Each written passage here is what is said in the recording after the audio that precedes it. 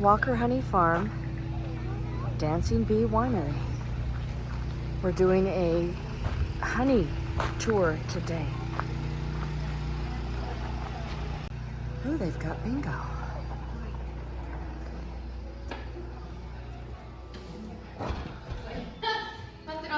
Look at all the honey stuff. Good morning. She's going to run into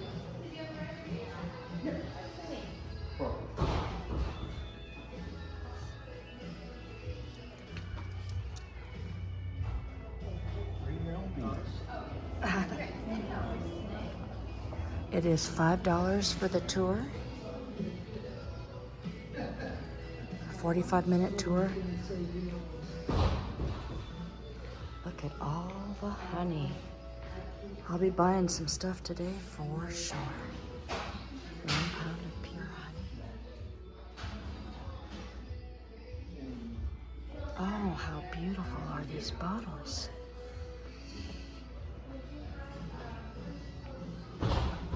Oh. I have found Christmas presents for next year. Look at these. My goodness.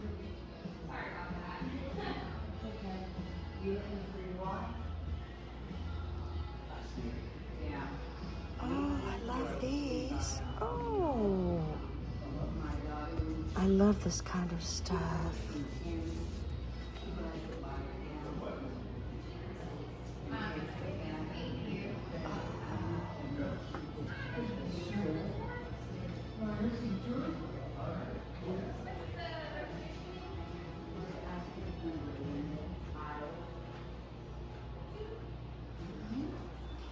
Look at that pecan pie in a jar.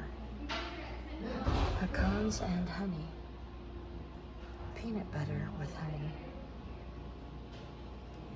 Holy cow. Look at these. I never thought of these kind of gifts before. I love going to new places. Oh, I need t-shirts. I'll get a t-shirt. Look at all that. Oh my gosh. Little bee slippers. Oh my gosh. Aren't these cute? So we have our tickets. A bead a bottle.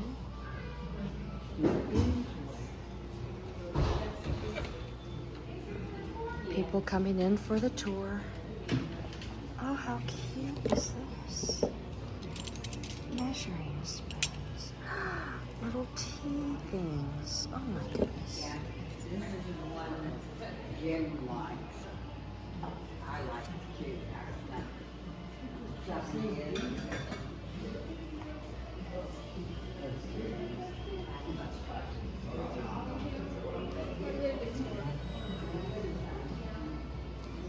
Playing cards.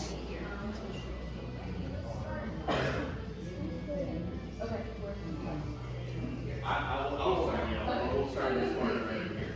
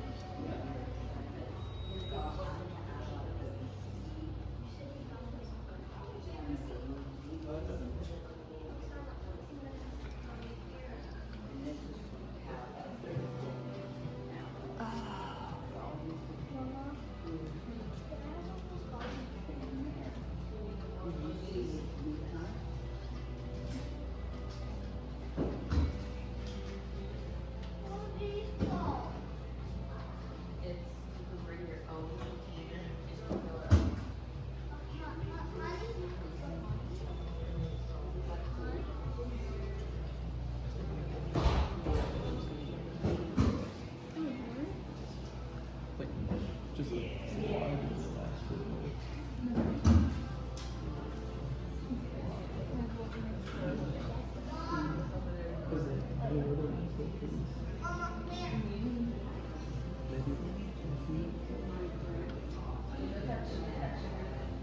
it's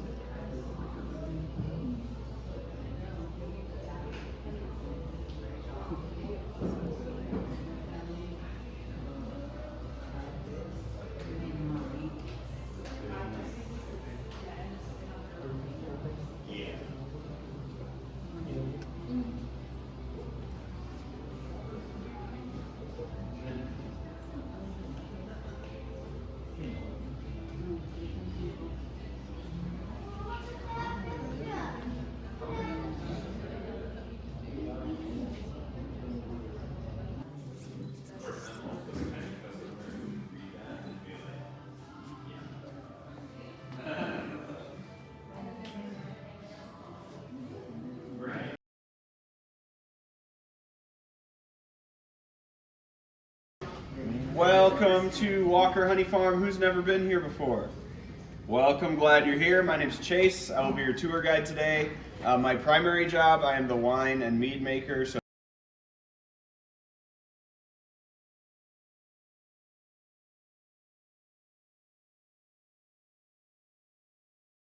toward the end of the tour, if you guys have questions about that, I'd be happy to answer those. What we are going on today is what we call our Bee to Bottle tour. Bee to Bottle is a little bit more than just a slogan for us here at Walker Honey Farm. It's kind of like our philosophy, and it's also the kind of order of events we're going to follow on this tour. I keep gesturing to this very empty looking observation hive behind the glass here. There is a live colony of bees in this beehive. However, we're here, at February 1st. We're kind of in the dead of winter. However, today it's actually going to get warm enough for bees to start flying later this afternoon. You guys might see that if you hang around long enough. So for the sake of explaining, what bees do and how they make honey for themselves and how we harvest it, we're going to pretend like it's springtime right now. And if you guys come back around May or June, this would look a lot busier. There'd be a lot more worker bee activity up against the glass.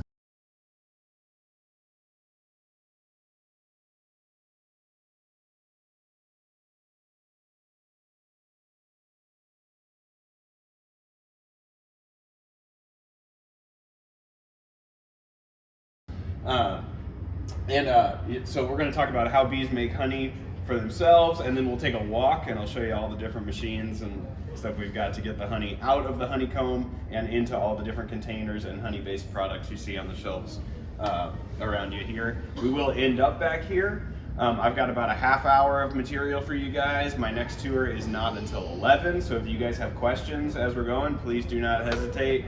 It helps me.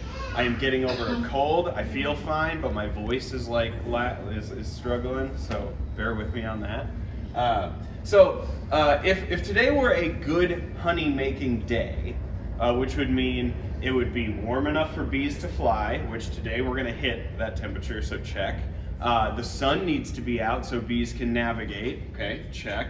The sky's looking clear. And also, nectar producing plants need to be blooming in abundance in the area.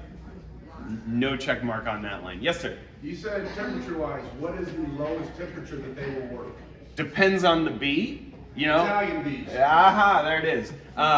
Something it needs to be at least 65 to 70, but you're not gonna get efficient, good honey making done until we're hitting 80 degrees, okay. If we're being honest. I'm just happy because I'm a new beekeeper Sure. and I'm getting my first new in What March. the more steamy, humid, hot, and uncomfortable we are, the happier the bees are. So that they like it hot, steamy. Today, this morning, even though the sun's out, if we went out to a bee yard and started cracking beehive lids to check on them and move some frames around, they'd be kind of irritated. But if we did it later in the day when it's warm, they wouldn't bother them so much. So if those conditions are met for honey to be made, the workers we would be talking about would be the worker bees. And if we were here in springtime and the population of this hive was large and we had bees all up against this glass, I can almost guarantee you every single bee you could see against this glass would be a worker bee. And this is when I go, hey, pop quiz, worker bees are male or female? Female. That's correct, they are female. The male bees are called drones. And we actually sell a Drone Life t-shirt, and it says eat, mate, die on it. So that's kind of like the beginning, middle, and end of the Drone Life resume. So we don't really talk about the drones much. As far as like, say again? As far as like honey production goes. However, they do need to mate with the queen so that the queen can lay eggs that will become worker bees, which will then make the honey.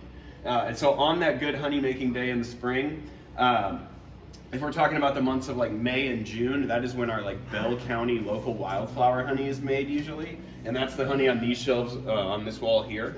The major components of that honey is nectar from two main plants. And one is called Gaillardia, sometimes called firewheel or Indian blanket. If you look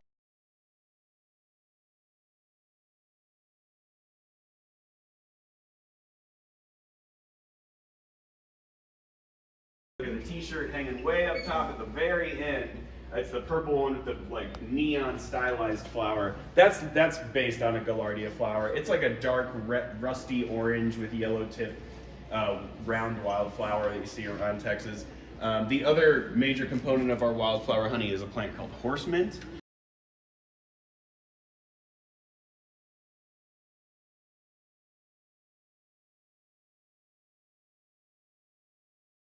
And so on a good honey making day, a worker bee would fly out of the hive. This hive is actually connected to the outside by a PVC pipe that runs through this wall. She would land on one of those Gaillardia flowers and she would slurp nectar, which is the primary thing she's after, into an organ in her body called a honey gut.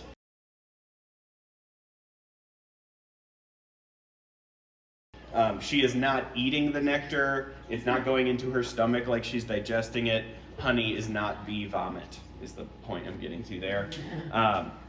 She is then going to carry that nectar back into the hive. It actually turns from just plain nectar to honey inside her body, and she's going to deposit the finished honey in one of these honeycomb cells that you can see that the bees build with the wax.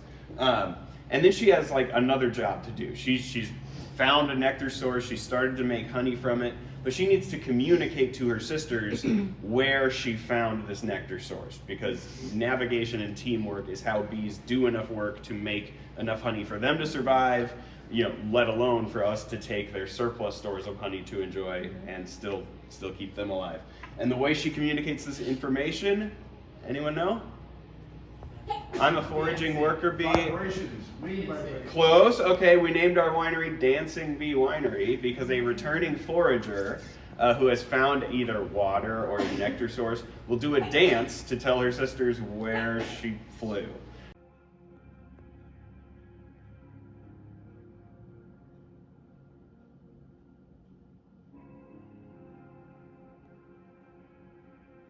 And so if you come back in the springtime and look at this bottom left corner of this hive where the entrance and exit is, that's where you'll see returning foragers doing this really fast like wiggle with this figure 8 walking pattern. That's like a dancing forager telling her sisters, hey, up to 2 miles this way compared to the sun, you'll find whatever I found. And the bees that watch her do that dance can find the nectar source she's dancing about, talking about, even if it's up to about 2 miles away. So they are really good navigators. Yes, ma'am.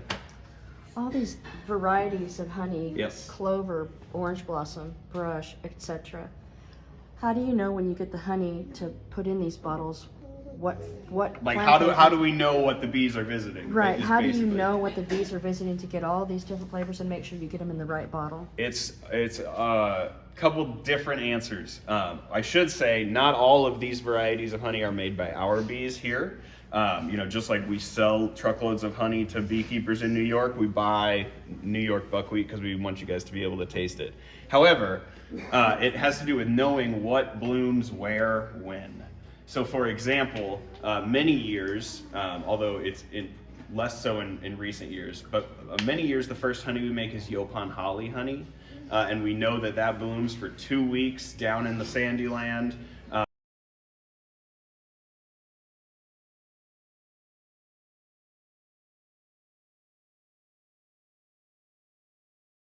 Right now, where we are standing right now, we're on this kind of pizza slice of blackland soil in Texas, and we've got like the post oak savanna, like sandy land over here, and then you've got the start of the rocky or hill country on the other side of it.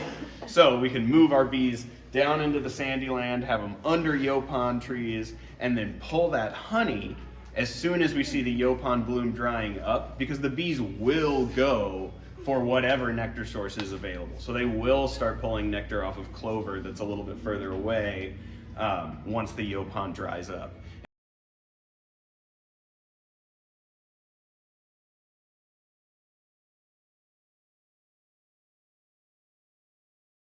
And so it's all about knowing, you know, the color of the pollen that is tracked on the entrance to the hive.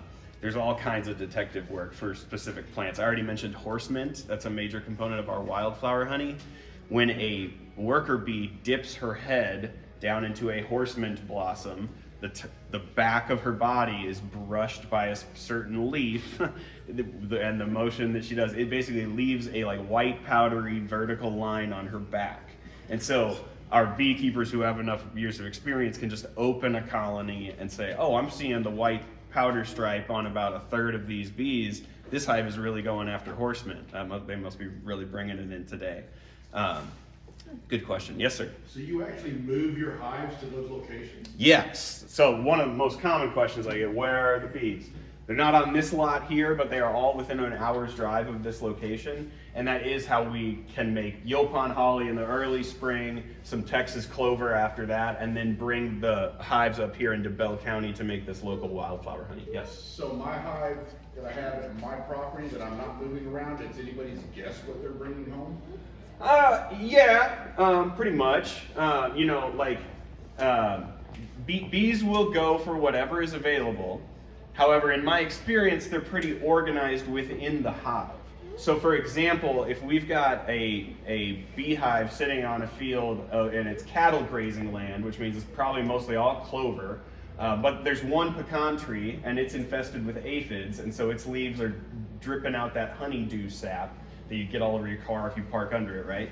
A lot of times, if bees are going after that, but most of what they have is clover, you could pull the frame, which is what we call these rectangle structures here that hold the honeycomb, and you'd see like the golden clover honey and then that like silver dollar patch from that like darker nectar.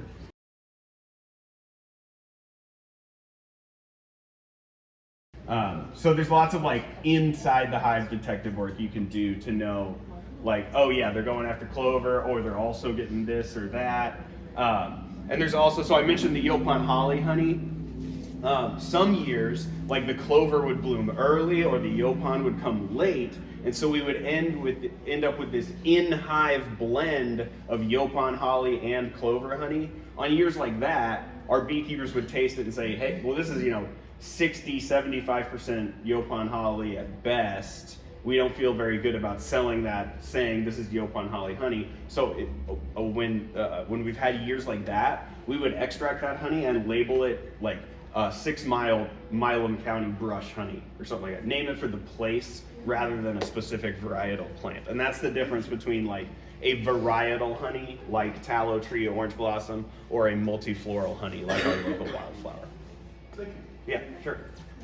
Okay, I can feel my voice going so fast today. This is going to be good. All right, we are going to take a walk out the front door where y'all came in. I will lead the way, and we're going to take a walk up to our extracting room.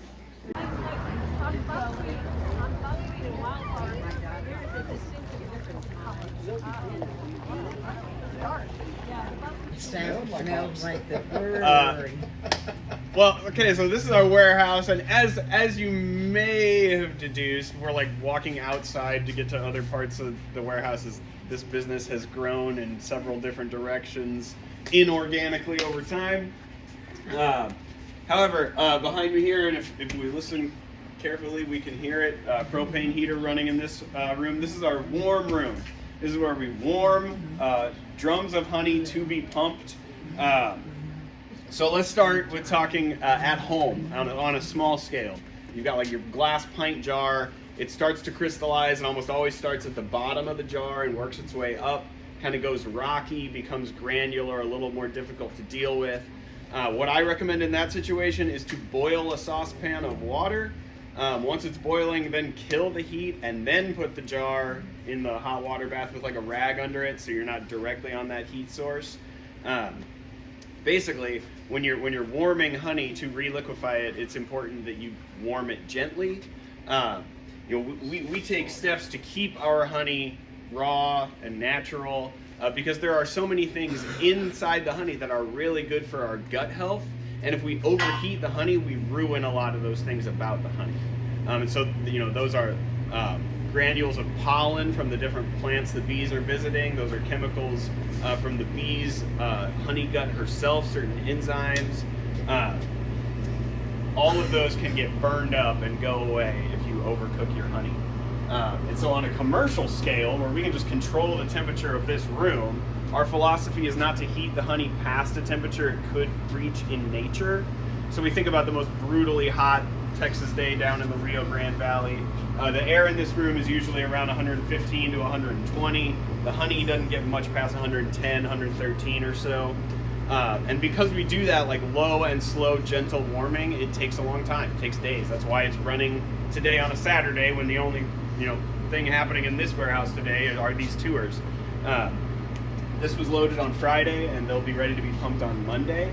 And in the summertime, when the warehouse is hot and honey is not as crystallized as hard, a lot of the times we would leave drums sitting out here to get pushed in on Sunday afternoon to be pumped Monday, because we only want to warm or heat them as much as they need. We don't want to do any extra heating.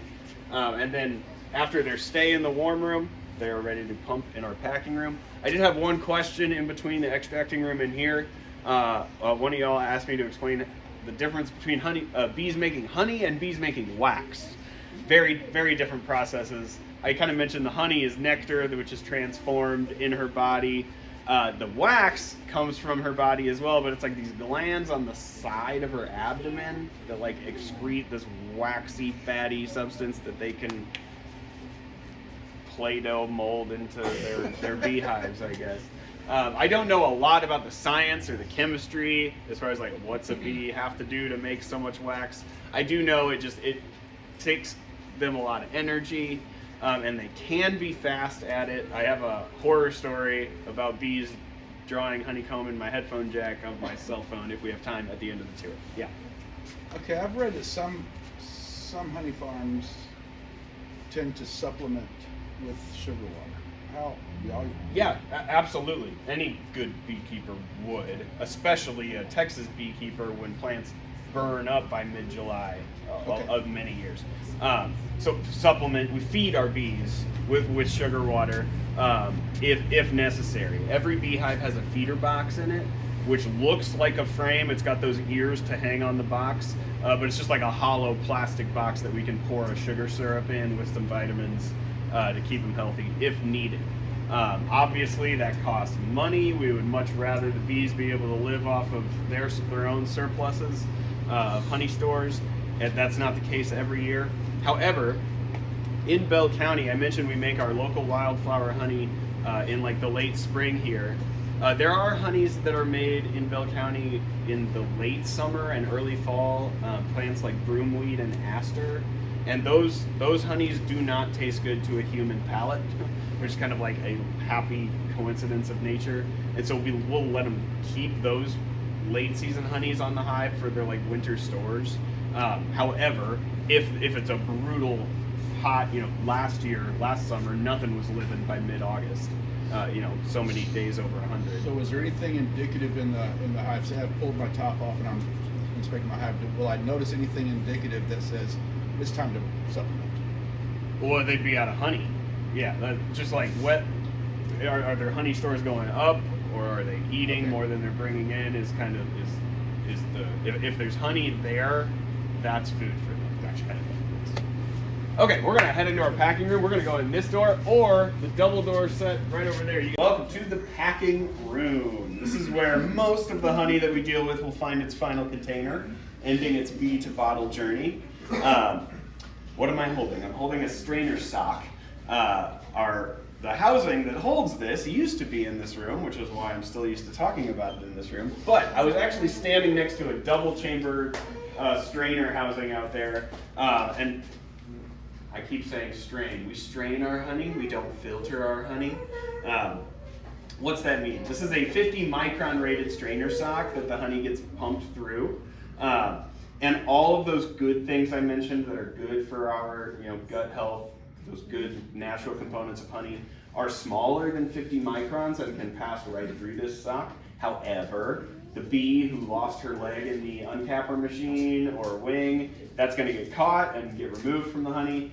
All that said, because of the material rating here, it is still pure raw honey even after we've filtered out bee legs and wax bits.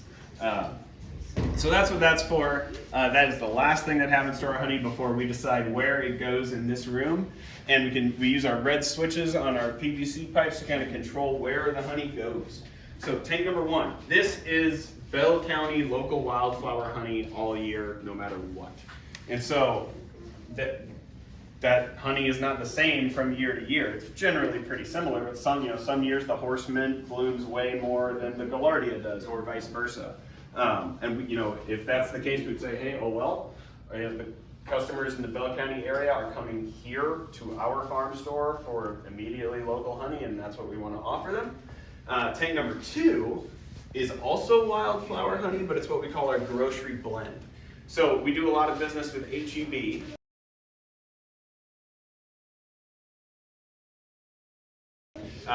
And so if they call us and say, hey, we need a pallet of 200 cases of pints to our distribution center in San Marcos, it'd be kind of like wasteful for us to pack our local honey and put a sticker on it that says, this is local honey, if they're going to ship it all the way to Houston. If it's going to be on the shelf there, it's gone too far to be local honey there. The honey's still perfectly good, you just can't call it local in the Houston area. So the grocery blend contains our local wildflower honey, but we blend in other honeys, either like Gulf Coast tallow tree honey to darken it up, or Midwestern clover honey to lighten it up, and that's just to keep a consistent wildflower blend honey year over year.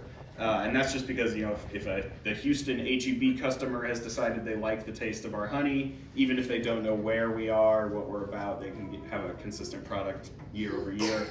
And then tank number 3 is the fun one, where varietal honeys, I mentioned honey is varietal if it is named after the plant the bees are visiting to make it. One at a time, those are loaded into that tank. Don't worry about it. One at a time, varietal honeys are loaded into this tank, and packed out into all the different kinds of containers we sell that honey in. And I already mentioned honey is the only natural food product in the world that will not go bad as long as too much moisture doesn't get into it. We'll talk about intentionally fermenting honey real soon. However, and that's the reason we're not like stopping to rinse out the tanks in between varietals. That's a question I get a lot. So if we're packing like clover and then orange blossom, we would just empty that clover until we're just pulling foam. And then the next varietal would come right on top of it, and we would kind of flush the line out. But we don't want to add moisture to this system and risk like the moisture content getting too high, then honey can ferment. Which brings me to the only honey that does not end its bee to bottle journey in this room is the stuff I ferment into honey wine. Any questions before we? That's right. Sorry. Cool. All right, we're gonna head that way. We can go out either. I don't know what this room is, but it sure smells good. Where they ferment stuff. The dancing bee. Oh my.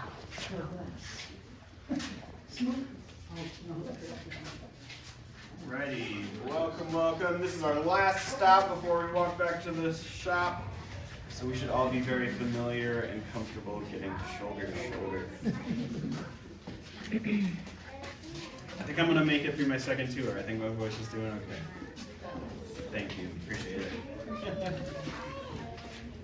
Okie dokie. We are not underground, but we like to call this place the cellar. You can see the spray foam ceiling. That's a temperature control concern. We do try and keep it cooler in here, especially during the summer. But these tanks, this is my fermentation room, and fermentation is basically is yeast consuming sugars and converting it into alcohol is what it is. And so on a mead making day, I would have a predetermined amount of water. If we're just making a traditional sweet mead, that would be just honey, water, and yeast. I would have a predetermined amount of water in a tank. I like to start my batches on that end of the room because the ceiling is a little bit higher, and the roll-up door here doesn't quite get in the way of the forklift.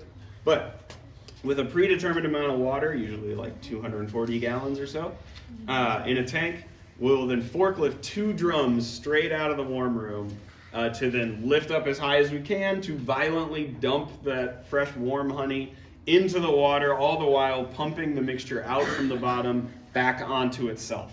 I like to compare that process to like kneading a bread dough. I come from pizza before wine, so like when you're kneading a bread dough, you want to mix your flour and your water really well, but you also want to kind of like beat a bunch of air and oxygen into that dough so yeast can be happy and make your bread dough rise. In this situation, same kind of concept. We're trying to splash a lot of oxygen into the liquid so that yeast can be happy and healthy. Yeast is a living organism. And then when added to the honey water, it's gonna wake up. It's going to start consuming the sugars in honey and convert them into carbon dioxide, which just bubbles off as a gas, and alcohol, which stays in the liquid.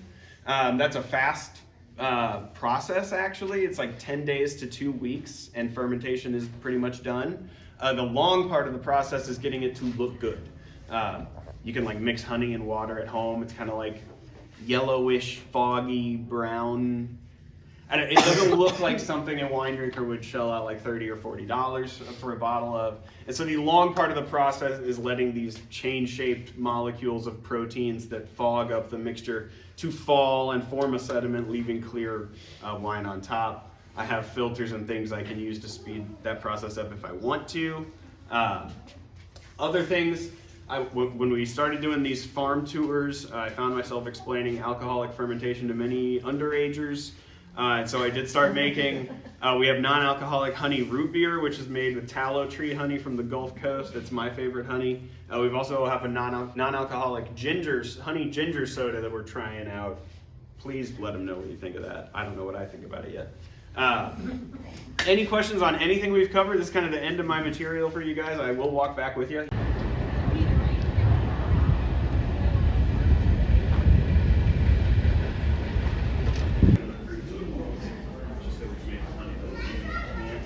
Fermented to dryness. Most of the honey wines are obviously going to be quite sweet. So the one over here, Yeah. you're referencing, This is the one I'm talking about. the one in the, Yep. Mhm. okay. Yeah. The only things that are like true dry would be like this Lone Star Waltz and the Chardonnay. How sweet is your blackberry? It's very sweet. Okay. They're, like Specs puts us up next to the dessert wine. Okay. Not wrong to do so. Okay. Because, yeah. They're quite sweet. Well, thank you. Thank you so very much. Thank you for coming. I do not know. She's probably